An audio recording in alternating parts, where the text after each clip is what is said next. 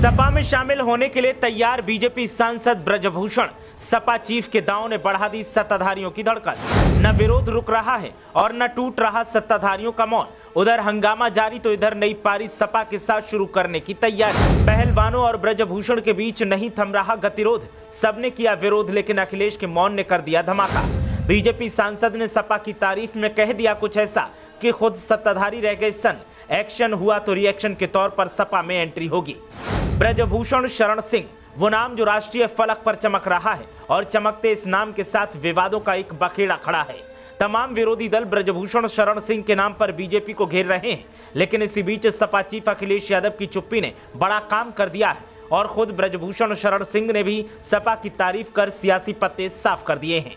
सियासी जानकारों की माने तो सपा की तारीफ और बीजेपी आला कमान का मौन कई अहम संकेत देता है। ब्रजभूषण सिंह को पता है कि अगर उनके ऊपर एक्शन हुआ तो फिर सियासी शरण ढूंढनी पड़ेगी, लेकिन ज्यादातर दल उनके खिलाफ हैं। ऐसे में सपा की नब्ज टटोल वो अपने लिए रास्ता साफ कर रहे हैं। अखिलेश यादव बीजेपी के बाद इकलौते ऐसे हैं जिन्होंने अब तक उनके खिलाफ ना कुछ कहा है और ना ही धरने पर बैठे पहलवानों के बारे में बोले हैं। अब दावा किया जा रहा है कि ऐसे में सपा की तारीफ कर ब्रजभूषण ने अपने लिए रास्ता साफ कर लिया है। अगर बीजेपी ने नजर टेढ़ी की तो फिर वो सपा की साइकिल पर सवार हो सकते हैं और यही सख्ते कई सस्पेंस बना रहा है। बात करें ताजा हालातों की तो कुश्ती महासंघ के अध्यक्ष ब्रजभूषण शरण सिंह इस वक्त विवादों में घिरे हुए हैं। महिला पहलवानों ने उन पर यौन शोषण का आरोप लगाया है। इसके चलते कई पहलवान कुश्ती महासंघ के अध्यक्ष के खिलाफ पिछले कई दिनों से दिल्ली के जंतर मंतर पर धरना प्रदर्शन कर रहे हैं।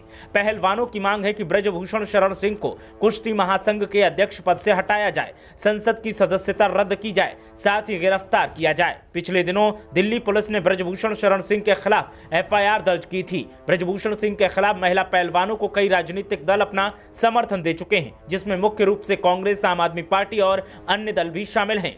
इन सब के बीच ब्रजभूषण सिंह के खिलाफ सपा प्रमुख अखिलेश यादव ने अपनी कोई प्रतिक्रिया नहीं दी है, जिसको लेकर ब्रजभूषण शरण सिंह सपा प्रमुख अखिलेश यादव की तारीफ भी कर चुके हैं।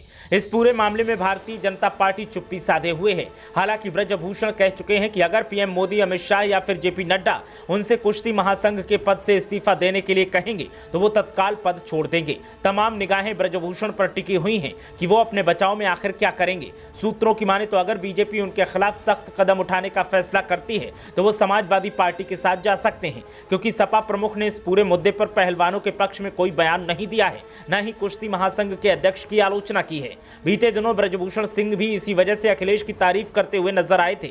इससे इस बात को और बल मिलता है कि क्या ब्रजभूषण शरण सिंह सपा में शामिल हो सकते हैं। ब्रजभूषण सिंह ने पिछले दिनों कहा था कि अखिलेश जी सच में जानते हैं कि मुझे राजनीति का शिकार बनाया जा रहा है। मेरे खिलाफ आंदोलन कर रहे पहलवानों का सामाजिक दायरा किसी से छुपा नहीं है। वहीं समाजवादी पार्टी के प्रवक्ताओं को भी साफ निर्देश दिए गए हैं कि वे टीवी चैनल्स पर ब्रजभूषण के समर्थन या खिलाफ कोई टिप्पणी न करें। सूत्र भी यही बताते हैं कि बीजेपी इस मामले पर ब्रजभूषण शरण सिंह के खिलाफ कोई भी बड़ा फैसला लेने से बच रही है, क्योंकि पार्टी नहीं चाहती कि पूर्वी उत्तर प्रदेश में उसका प्रभुत्व कम हो, खासकर उन जगहों पर जहां ठाकुर आबादी का दबदबा है।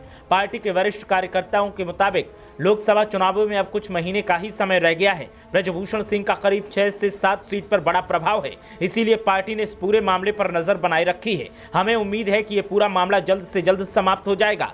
अगर ब्रजभूषण समाजवादी पार्टी में शामिल होने की सोचते हैं तो सपा उन्हें अपनी पार्टी में शामिल करने के लिए तैयार है। समाजवादी पार्टी में उनकी वापसी की राह इसीलिए भी आसान लगती है क्योंकि पार्टी में उनके सबसे बड़े विरोधी रहे विनोद सिंह उर्फ पंडित सिंह अब नहीं है। साथ ही बाबरी मामले में भी उनको बरी कर दिया गया है। यूपीए के पक्ष में वोटिंग करने के कारण ब्रजभूषण सिंह को बीजेपी ने एक वक्त पार्टी से निकाल दिया था, जिसके बाद वो साल 2008 में समाजवादी पार्टी में शामिल हो गए थे।